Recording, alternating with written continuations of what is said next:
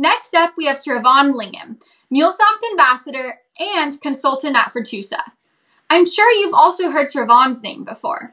Sravan is a meetup leader, a mentor to hundreds in India through meetups, and writes top-performing blogs for DZone, as well as creates innovative tutorials.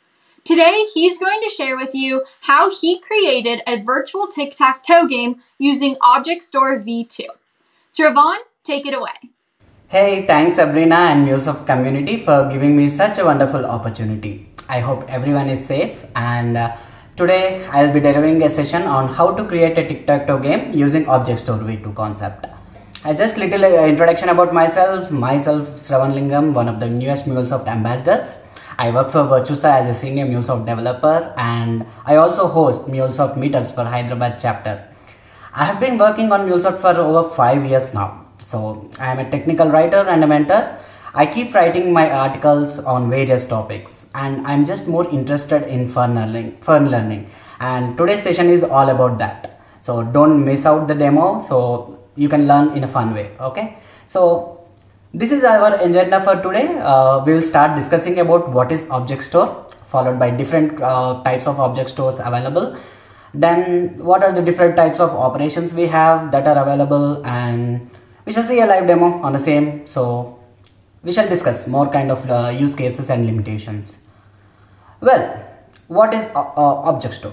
So it's basically a facility to store in and across Mule applications, right? So the facility is available in all deployment targets, whether you take cloud hub applications or on-prem applications. By default, each application has an object store which is persistent and is always available. So we can also create some object store, custom object stores, which can be a persistent one or in-memory one based upon the, the requirement which we have. So we have all these options available for Object Store. Let's discuss more about the types of Object Store that are present. Okay. So the first type is Mule Object Store. This is for on-prem deployments. Okay. We have two options. One is in memory, which is faster in performance, and the other one is persistent, which is more reliable. Okay. So the on-prem based object stores are totally customizable. Okay, we do not have any kind of limitations for the keys or values or sizes, right? It's all on-prem infrastructure that is available. Well, the second type of object store is Object Store v2 that we are going to cover in today's session. It's the latest one of Cloud Hub Object Store and used for Cloud Hub applications only, but not for on-prem. The time to live TTL is not customizable. Okay, the key value pair is stored for 30 days unless and until it is updated. So if at all you want to store beyond 30 days, you have to either update the key or else you need to create the new one again. So make sure that before it is getting expired, you have to be updating it. This type is supported for all Mule 3 and Mule 4 applications. Even Mule 3 applications can use Object Store v2 while you are deploying your application into Cloud Hub. Well, so this is how Object Store connector looks like in Endpoint Studio. We have various kind of operations you can see there, right? Storing, retrieving, removing, etc. So let's talk about the operations, right? Object Store operation. We can store the values in a key value pair as we have discussed earlier. The best feature we have in MuleSoft is we can set the key names dynamically.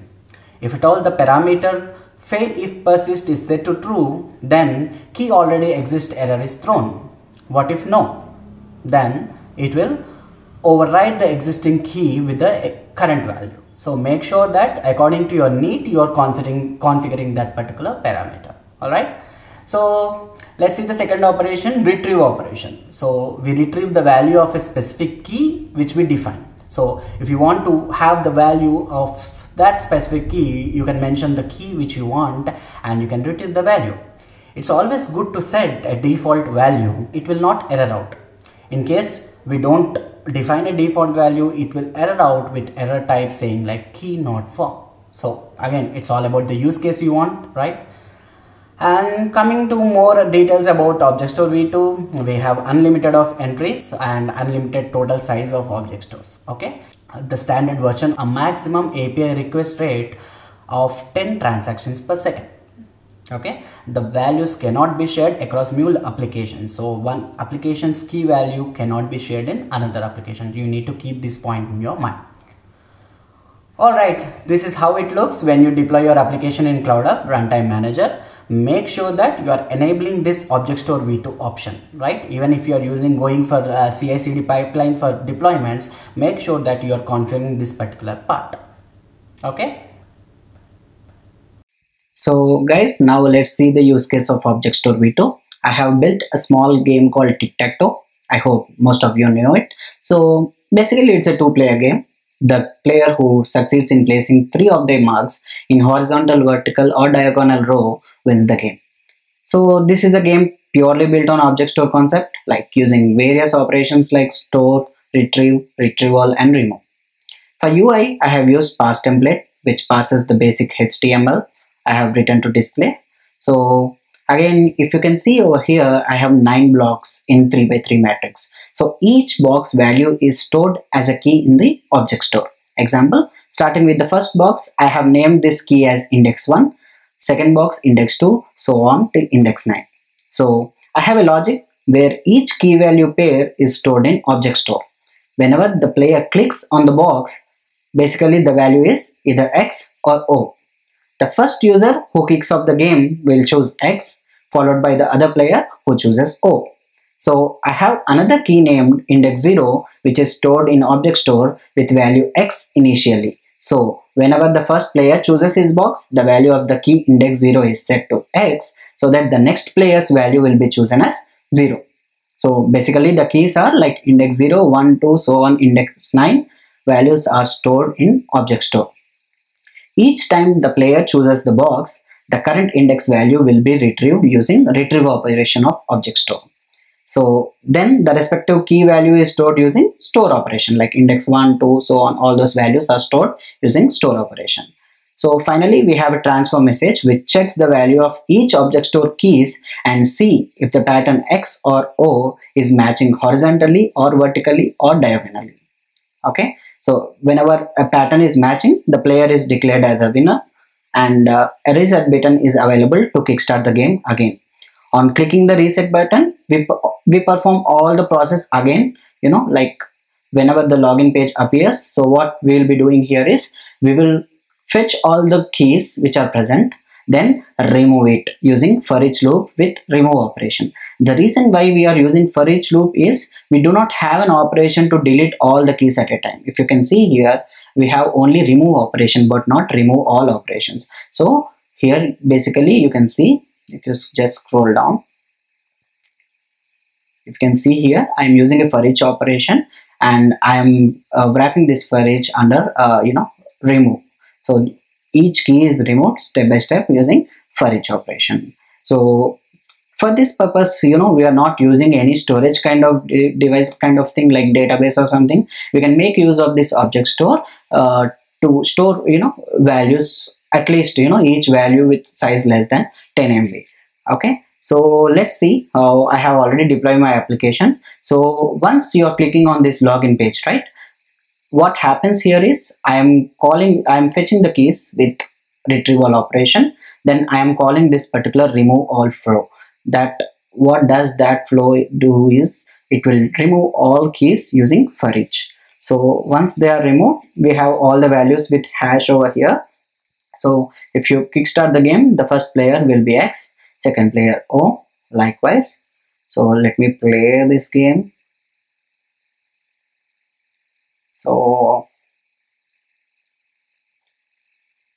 now you can see no one has won because nothing has matched horizontally, vertically or diagonally. So what I am doing again, there is an option here to reset. So when I click reset, you can see it is redirecting to login page, which will continue the whole process again, remove all the existing keys and start a fresh game. So let me show you a win case. All right. So yes, now player O has won because it is matching horizontally. So this is how I have built a small tic-tac-toe game using Object Store concept with all kind of different kind of operations like store, retrieval and retrieve. Also some kind of transformation I have done to check whether the pattern is matching or not. So this application is deployed on local. Let me show you how it works when we deploy this application in Cloud Hub. So I have already deployed this application in my Cloud Hub. Okay, so you can see here, whenever you are deploying this application, make sure you are using this, checking this option, use Object Store v2. Okay, you will also you can also see this option called Object Store, where if at all you are not using any persistent object store, right, Mule itself, like by default, creates a persistent object store over here. So all the keys, if they are stored, any value is stored, they will be displayed over here. So this is my tic-tac-toe game that is deployed on Cloud Hub. Okay, this is the login page. So currently you can see there is no value present here, no key value pair present over here. So so let me start playing with player X. Okay, you can see this is my index 5 box, right? So if you go back to runtime manager and check here, you can see that key value pairs appearing in your screen, but don't worry, the values are not displayed because they are encoded, and the binary encoded format will be displayed on the screen. So basically, what all object store values that you are storing in a key value pair form will be displayed over here. So I told, right, index 0 is used to choose between X and O, and index 5 is the current value which I have chosen, right? So if you go over here, if you choose here X and second player is O, this is 1 2 3 4 5 6 7 8. So you must see index 8 over here. Just click over here, so you can see index 8 is stored. Likewise, right, if you do here, so here, so here,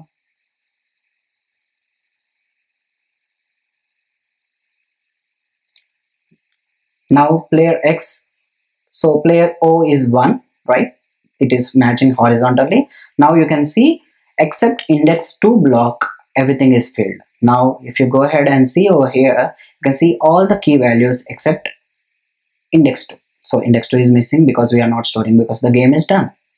So again, we can see here the option to reset, right? So when you click on reset, it will redirect you to login page. So I have said already, like whenever we are resetting, whenever the login operation is performed, all the current keys are deleted or removed. So if you can see here, you don't find any keys over here because you are starting a fresh game. This is how it works in when your application is deployed in your Cloud Hub. Okay. Object Store v2 is a separate remote, it's a separate remote service apart from Cloud Hub workers. So all entries that you put in default Object Store are available to all workers for the same application, but not for different application. You should understand that point. Okay, so whenever you restart your application or stop it, your values will not be lost if you are using default persistent object over here, right? So what I wanted to show you here is, let me store a couple of values over here. Okay, you can see index 2 and index 4 values are stored. If you just uncheck and check this, you can see index 0 2 4 values are stored. So now what I'll do is, I'll just restart my application. Okay, let me restart my application. So I'm checking for zero downtime.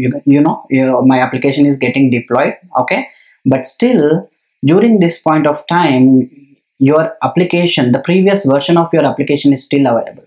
That's the reason it is up and running. And if you can see here, if you go to Object Store, you can see those values are still persisted. You can see the values are getting stored over here. So this is one of the really advantageous feature that we have. So if you go back again here, you can see my application is redeployed. So you can see my values are still present over here. So my values are not removed even if my application is restarted, right? So I'll just complete this game. Let us see who wins.